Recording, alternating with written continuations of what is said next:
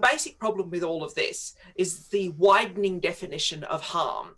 Everybody is trying to say that something harms them, and it's become completely out of control, and it's basically a vehicle for whingers. Yeah. Well, this is what worries me, because it says here, the one thing that it says is the aim is to make Britain one of the safest places to be online in the world, especially for children. Well, I don't know whether these people have actually looked at the internet recently, but it's not actually possible to prevent the internet from operating from a different country. So, I mean, you can make Britain as safe as you like, but somebody can go and look at something that's available in France on the internet without actually going to France, unless you're going to start blocking, all websites. Entire countries, yes. Which I think they tried to do in China, and even in China you can get around it. And it doesn't work. No, it doesn't. No, people go to China and they get on their own little private networks. The other thing here that worries me is it says platforms have a duty to protect journalistic content, but can still take down or block content or ban companies altogether, and this is the key bit, if they generate complaints.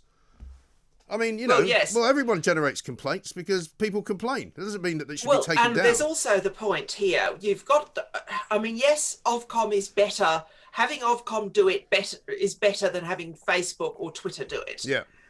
Because they have some awareness of the environment in which they operate, and they are accountable to Parliament. Yeah.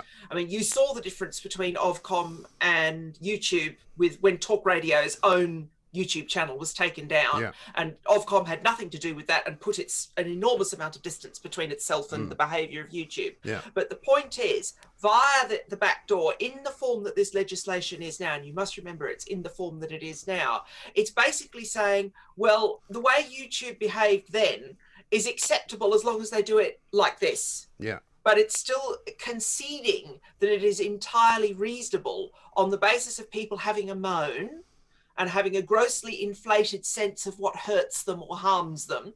Realistically, the appropriate response to someone who says, I find that psychologically hurtful, is literally go down to B&Q, get a spoonful of cement, stick it in your mouth, swallow it, and harden up. Yeah. I'm sorry, I've just had this. I know. I've just had people whinging about, someone called me a nasty name on the internet. Yeah. If I had £1 for every nasty name that I've ever been called in my life, given my age and where I grew up and my sexual orientation and so on and so forth, I would not need to appear on the Independent Republic of Mike Graham. I would not need to write any more novels or do any more journalism or do anything at all, because I would be able to retire. Yes.